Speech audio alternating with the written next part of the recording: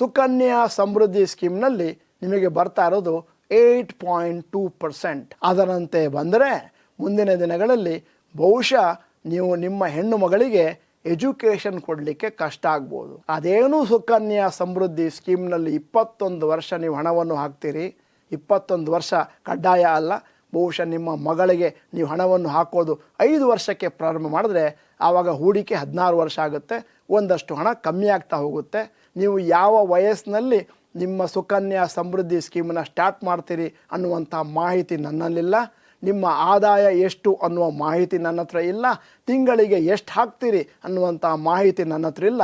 ಆದರೂ ಕೂಡ ನಿಮ್ಮ ಮುಂದೆ ಒಂದು ಟ್ಯಾಬ್ಲರ್ ಕಾಲಮ್ ಇಡ್ತಾ ಇದ್ದೇನೆ.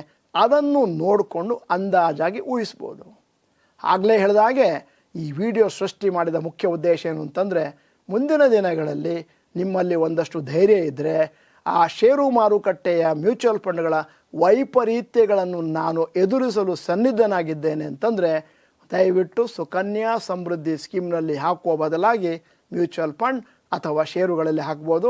ಷೇರುಗಳಲ್ಲಿ ಕಷ್ಟ ಅಂತಂದರೆ ಮ್ಯೂಚುವಲ್ ಫಂಡ್ಗಳಲ್ಲಿ, ಈಕ್ವಿಟಿ ಮ್ಯೂಚುವಲ್ ಫಂಡ್ಗಳಲ್ಲಿ ಹಣವನ್ನು ಹಾಕ್ಕೊಂಡು ಹೋಗ್ಬೋದು. ಅಂದರೆ ನೀವು 14 ವರ್ಷ, 16 ವರ್ಷ, 21 ವರ್ಷ ಅಂಥೇಳಿ ಹೆಣ್ಣು ಮಕ್ಕಳಿಗೋಸ್ಕರ ಹಣವನ್ನು ಹಾಕ್ಕೊಂಡು ಹೋಗ್ತೀನಿ ಅಂತಂದರೆ ಅಷ್ಟೊತ್ತಿಗಾಗಲೇ ಆ ರಿಸ್ಕು ಬಹಳ ಕಮ್ಮಿ ಆಗಿರುತ್ತೆ ಮ್ಯೂಚುವಲ್ ಫಂಡ್ಗಳಲ್ಲಿ.